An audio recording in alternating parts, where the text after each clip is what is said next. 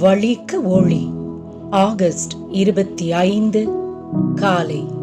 நீங்கள் வெட்டி எடுக்கப்பட்ட கன்மலையையும் நீங்கள் தோண்டி எடுக்கப்பட்ட துறவின் குழியையும் நோக்கி பாருங்கள். இதோ நான் துர்க்குணத்தில் உருவானேன். உனக்காக பரிதபித்து இவைகளில் ஒன்றையாகிலும் உனக்கு செய்ய ஒரு கண்ணும் உன் பேரில் இரக்கமாயிருந்ததும் இல்லை.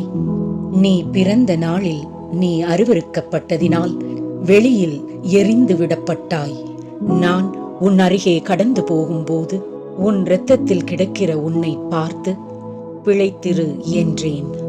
பயங்கரமான குழியிலும் உளையான சேற்றிலும் இருந்து என்னை தூக்கி எடுத்து என் கால்களை கன்மலையின் மேல் நிறுத்தி என் அடிகளை உறுதிப்படுத்தி நமது தேவனை துதிக்கும் புதுப்பாட்டை அவர் என் வாயிலே கொடுத்தார்.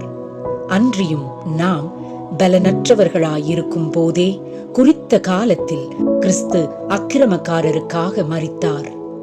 நீதிமானுக்காக ஒருவன் மரிக்கிறது அரிது. நல்லவனுக்காக ஒருவேளை ஒருவன் மரிக்க துணிவான். நாம் பாவிகளாயிருக்கையில் கிறிஸ்து நமக்காக மரித்ததினாலே தேவன் நம்மேல் வைத்த தமது அன்பை விளங்க பண்ணுகிறார். தேவனோ இரக்கத்தில் ஐஸ்வர்யமுள்ளவராய் நம்மில் அன்பு கூர்ந்த தம்முடைய மிகுந்த அன்பினாலே அக்கிரமங்களில் மரித்தவர்களாயிருந்த நம்மை கிறிஸ்துவுடனே கூட உயிர்ப்பித்தார்.